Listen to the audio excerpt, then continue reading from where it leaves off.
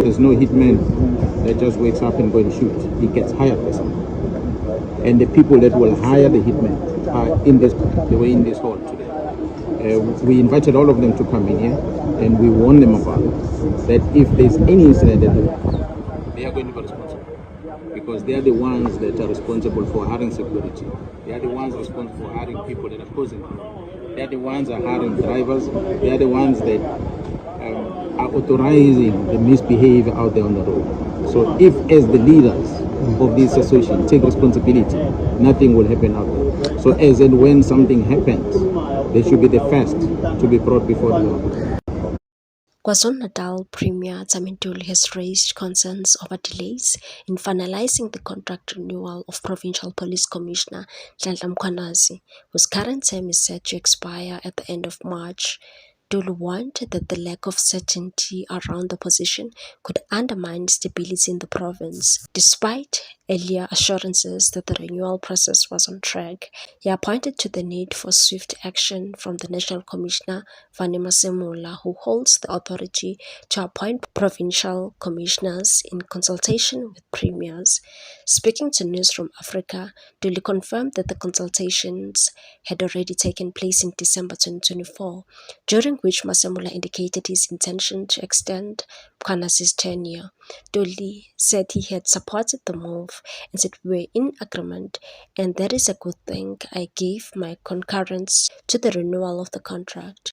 However, with the deadline looming, Ntuli stressed that the delay in formalizing the agreement was creating unnecessary uncertainty. He said stability and security in any province give confidence to the investors, support economic growth, and create opportunities for our people. The Premier revealed that he had since followed up on this matter, including a meeting with Masemola in Cape Town. While discussions remained positive, he cautioned that the absence of a finalized agreement could leave both the province and its leadership in limbo, and said it leaves uncertainty, which is not good space for the people of KZN. Mkhwanazi, known for his hardline stance on crime, has indicated his willingness to serve another 5-year term.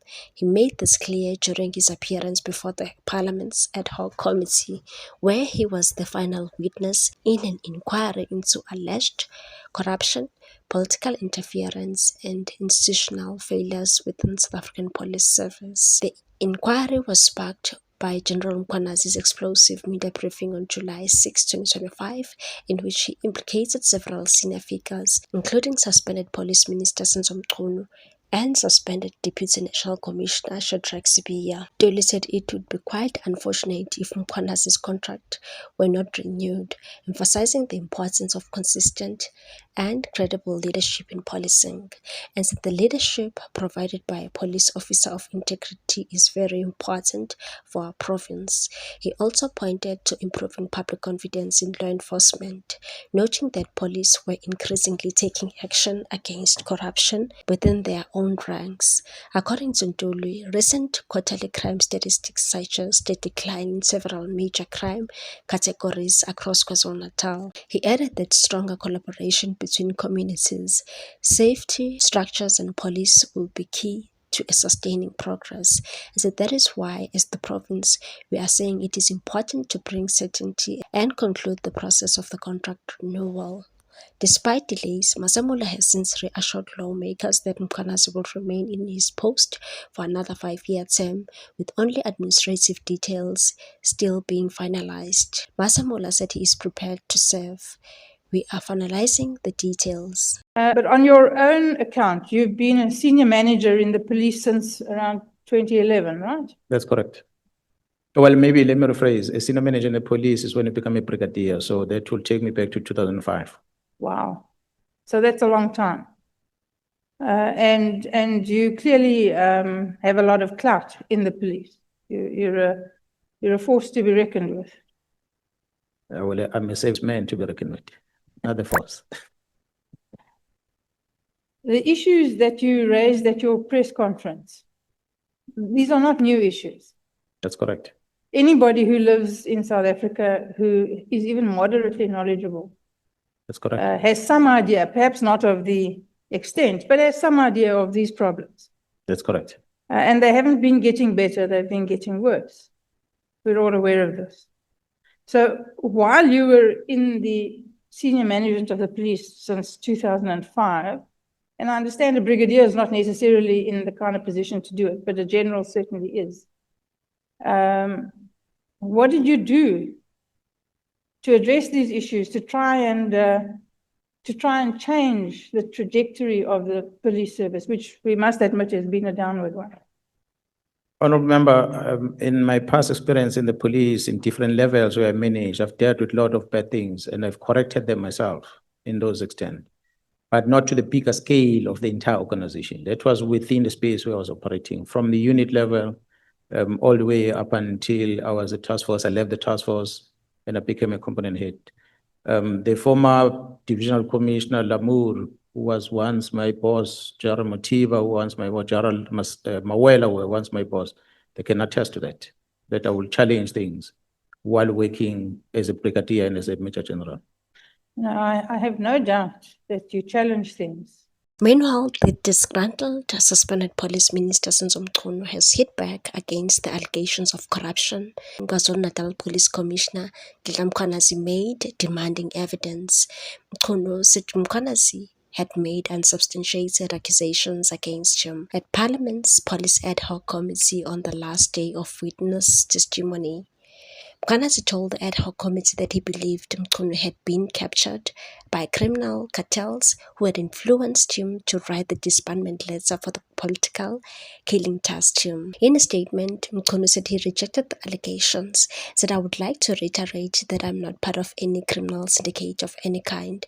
I'm part of those who are fighting against corruption in the country, and my record in government speaks for itself." Mchunu said Mkhwanazi often changed his accusations, earlier calling him corrupt, whereas he had previously blamed the minister for the negligence and recently said he was an enabler for criminality to thrive. Mchunu said Mkhwanazi acted as the complainant and investigator and was involved in prosecution based on the allegations he made. He also makes judgmental comments, saying that I'm guilty of defeating the ends of justice. All those statements are made without placing any evidence on record in support of such, even where he has undertaken to do so.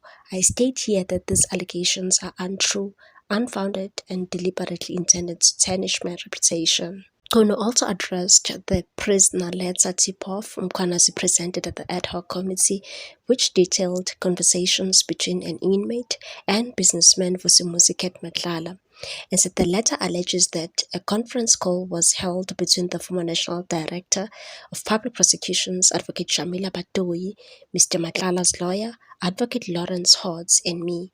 The meeting is alleged to have discussed plans to coerce Mr. Matlala to sign an affidavit stating that he does not know me. He further added that my two lawyers subsequently went to Kgosi Mampuru prison to obtain the signature of Mr. Matlala on the affidavit.